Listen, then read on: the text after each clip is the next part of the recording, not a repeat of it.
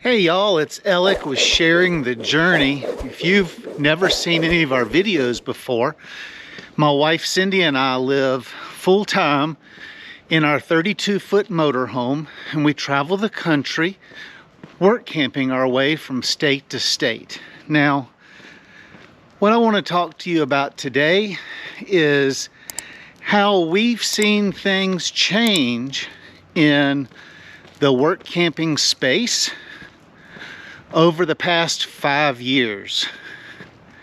Some changes have been good, some changes have been bad, and we're here to discuss them today. So I think it's important to define first what exactly Cindy and I consider work camping, because there's so many different types of work camping out there. There's remote jobs, there's campground hosts, there's traveling salesmen, there are people going to do agricultural work. So we consider work camping people that live in their RVs, be it towables, fifth wheels, motorhomes, whatever it is, and they're living in them while they are working both temporary and seasonal type jobs. So work camping, what we have seen, has exploded or become much more popular since COVID-19 happened in 2020. We started work camping in 2019, actually doing a traveling job for Southeast Publications, where we went from campground to campground and updated their guest guides. And back then, jobs were a dime a dozen, and most of the people doing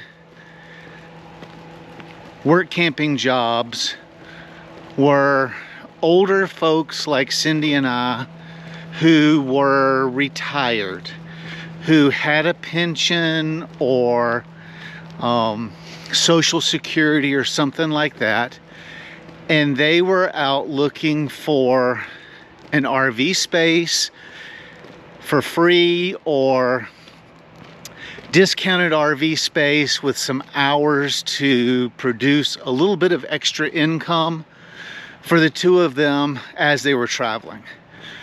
And that's the way Cindy and I were.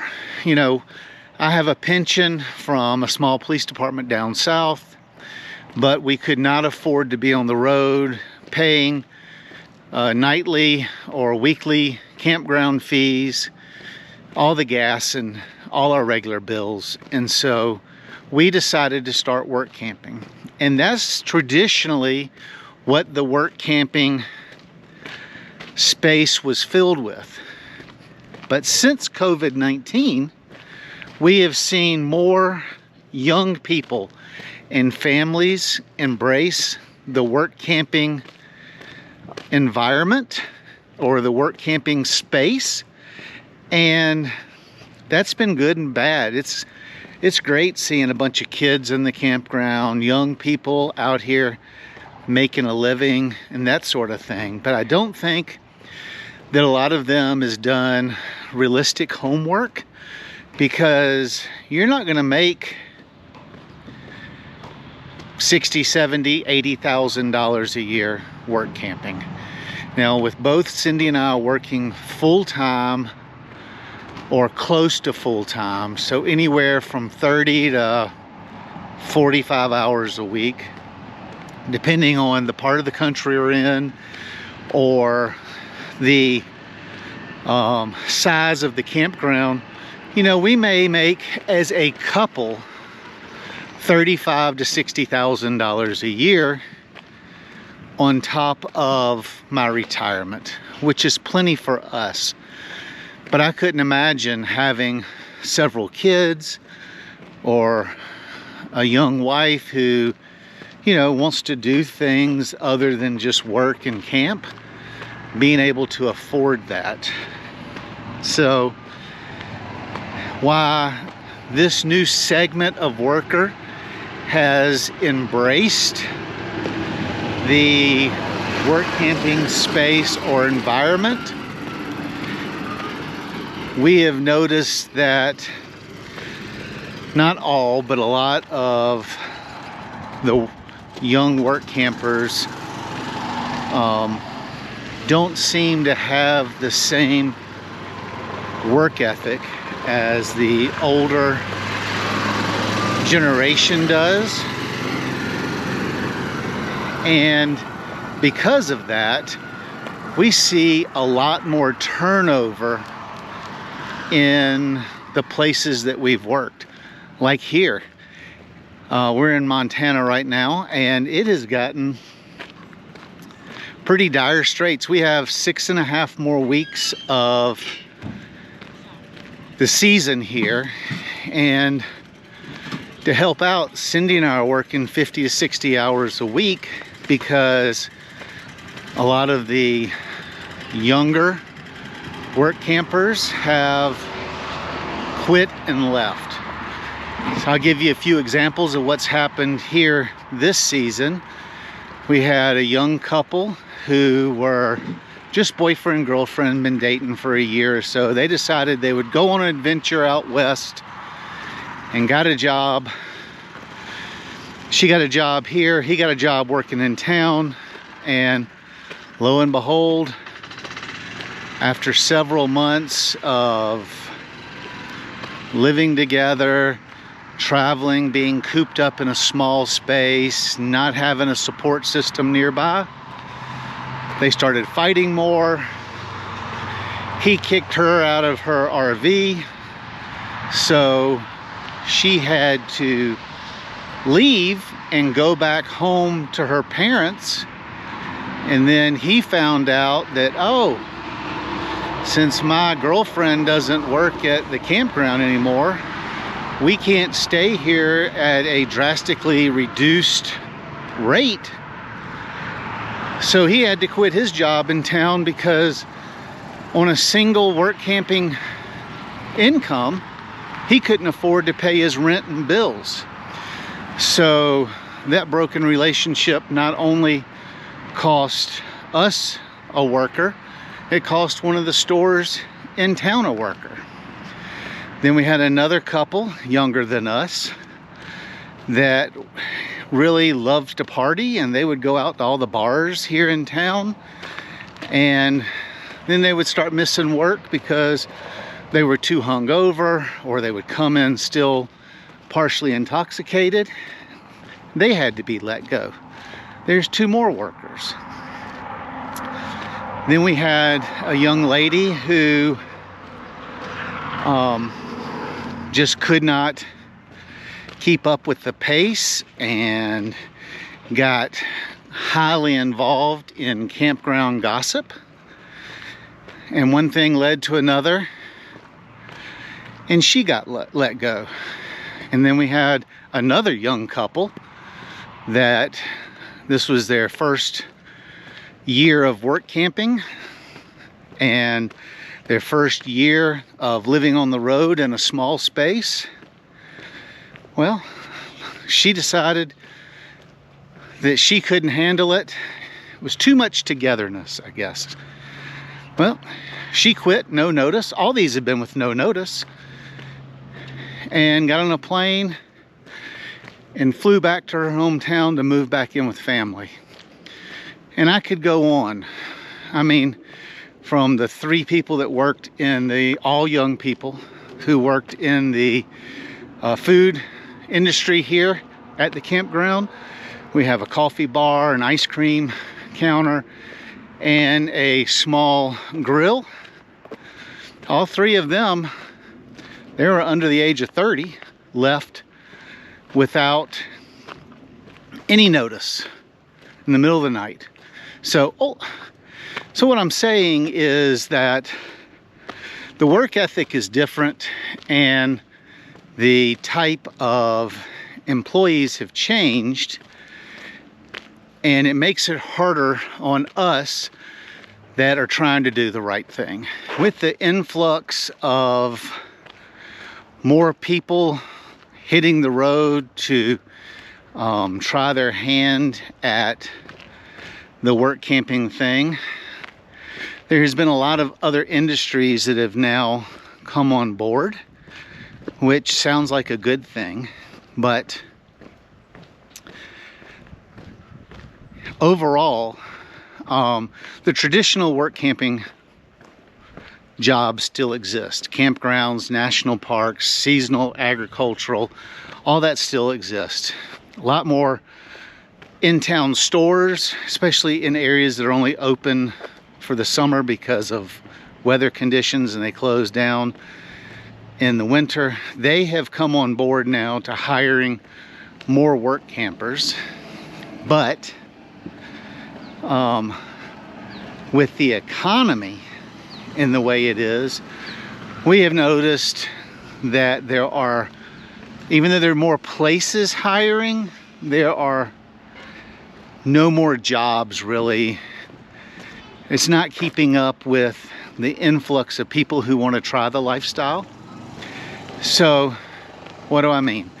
So I was talking to a couple that works in a fudge shop in West Yellowstone. And they're already, we're all trying to secure our next summer positions. A lot of us want to come back to where we are. We love the area. But the fudge shop, which hired 8 people, roughly, let's say 4 couples, is cutting back 25%. So they're only hiring back 3 couples or 6 people next year, because nobody knows what the economy is going to do. And right now the economy is hurting. Everything's more expensive.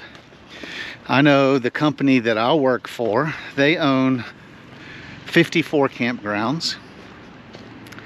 They are cutting staffing across the board, starting now, by 30%. So basically we're not hiring anybody to finish out these last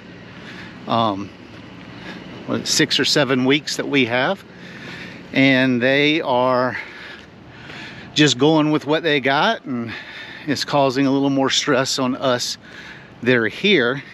A lot of the national parks and state parks are no longer handling it themselves.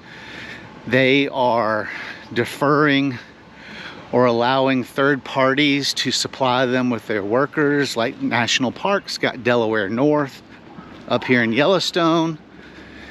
And the more of these big corporations that are buying up the campgrounds, that are taking over the management of the campgrounds, they want to pay less, cut staffing to increase their profits, because they're given a certain budget from the owners of the campground or park, and they're wanting to make as much profit for themselves. So you would think that during this time of need that the campgrounds would start paying more, and some do. But for the most part, we've either seen wages go up and hours cut, wages not going up at all for next year, and hours cut. The number of part-time jobs over full-time jobs that I've seen advertised has really increased.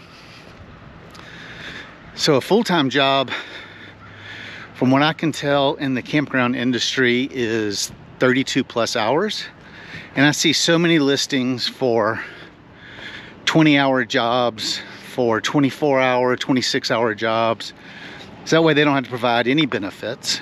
So, there is that aspect of the changes in work camping. On a positive note, we have seen that there are more resources available for work campers. There's more places to find jobs. They're not as hard to find. There's all these forums on Facebook and all these, even I think Indeed has a remote job work camping forum on their site. So there is more of that. There's more chat groups where we can share information about different parks. Like there's one on Facebook. We work primarily KOAs. There's one on Facebook that people that work primarily KOAs, I think there's 300 people in this group, and they, like, we put in there, what about this KOA, how's it to work? And they'll come back and say, oh, it's great, or the manager's terrible, or the park is in bad condition. And so there's a lot more resources for us to make intelligent, wise decisions, which that's awesome. So that's a plus. Now, one thing that I've noticed is, like next season, you know, we need to make the decision if we're gonna go all the way across country to a job that we've been offered, or try to find a job closer to the location we are, because the cost of living, like I mentioned earlier, has gone through the roof. Fuel prices in the last 4 years have skyrocketed. And it used to be where almost every job, especially on campgrounds, offered a free site with the job. So you might not make but $9 an hour or $8.75 an hour, but you got free electric, free lodging, free water, free cable, free, you know, free propane. We had a company when we first started that they gave us all the propane we could use. Everything was free. It was great. But now, as these big corporations are buying up all these campgrounds from the mom and pops, and you know, they may, like the company we work for has 54, I think, campgrounds. We got a friend of ours that works or worked for LLA. I think they manage like 30 something campgrounds. And so the trend is changing where you have to pay something. You have to either work 5 hours a week for your site, or like we pay $200 a month here. 100 comes out of my paycheck, 100 comes out of Cindy's. Campground, 2 campgrounds ago, I don't remember exactly, we both had to pay, or we had to, the first 7 hours that we worked was not paid. So it was costing us 14 hours. So if we were making $10 an hour, each paycheck, which was bi-weekly, was $140. So we were paying $280. So that is making it harder to budget, because there's less money going into our accounts, if that makes sense. Now, there are more services available for work campers. You know, before, we have a friend that has a heart condition. So once a year, he'd have to run back to the East Coast because his doctor and insurance, you know, was there in that state. And now with telehealth, and you can do all these virtual appointments, and they can transfer you, they can send your prescription to a local national pharmacy, and then you can have it transferred to where the area where you're working, and that all helps. So there are more services available to make it easier, especially for my age group and older, to work camp. So that's a good thing. So the last thing is regulations. We have noticed, because of the increased number of RVs on the road, that we have noticed a lot of places that we would traditionally park overnight while we're going to a job, again, trying to save money. Walmarts, Lowe's, Costco's, those sort of things. that a lot of the towns have put ordinances in where you can't stay overnight in a parking lot. A lot of states have now mandated to where you can't stay in a rest area for more than 8 hours. I don't know how many times we've pulled into a rest area at 7, 8 o'clock at night, parked, charged our batteries, had dinner, went to sleep, got up the next morning, had coffee, and didn't pull out of there to 8 or 9 o'clock in the morning, staying, 11, 12 hours. Well, now they've made that illegal because of the RV community and all the workers that are living on the road. So I share all this to let you know we still love work camping. We still love the full-time RV life. We're still going to do this, but things have changed, some good, some bad, and you need to be informed before you make a decision on a lifestyle change. So until next time, stay safe and happy camping.